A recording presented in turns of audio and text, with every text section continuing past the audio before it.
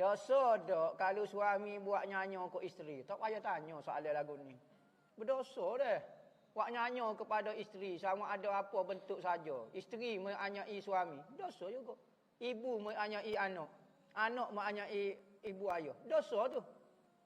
Benda makruh dah. Tak payah gapo dia orang faham dah. Mengkhianati, menganyai itu semua dosa berlaku.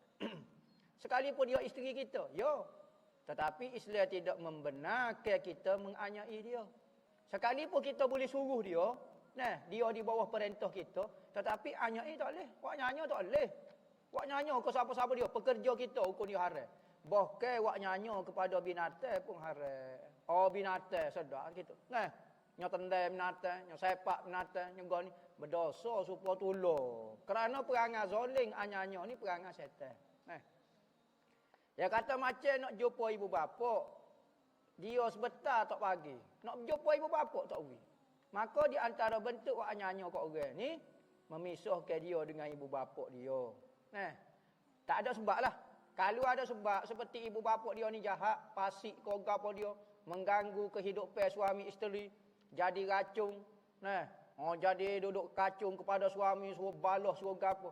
Ni kalau parasik lagu ni, tak apa.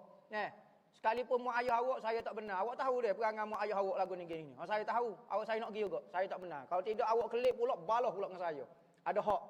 Anyai bukan nyanyo lagu tu. Tapi kalau tak ada sebab, mak dia wali, pak dia wali pula. Tak wui benar juga. Rugi lah. Tu hanya. Telefon tak bagi. Suami jenis kuat cemburu pula.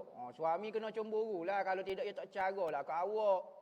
Awak buat gapo-gapo. Cemburu ni sunat bagi lelaki, makruh bagi perempuan. Kerana laki-laki ni kalau ada cemburu baru dia ada sensitif. Nak cara kau adik dia, kau mak dia, kau bini dia. Baru dia rasa rirah cemburu ni.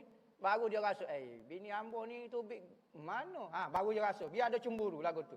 Baru rasa nak jaga. Kalau tak ada cemburu gak bini kita orang lain pergi, orang lain wagi. Allah tak ada perasaan gapo berat ni. Isteri bagi tahu nak pergi rumah ibu bapa, suami marah. Kalau tak ada sebab tak boleh.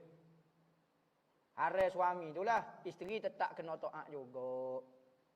Isteri tetap kena taat kepada suami. Jangan kita buat ingat dengan ni.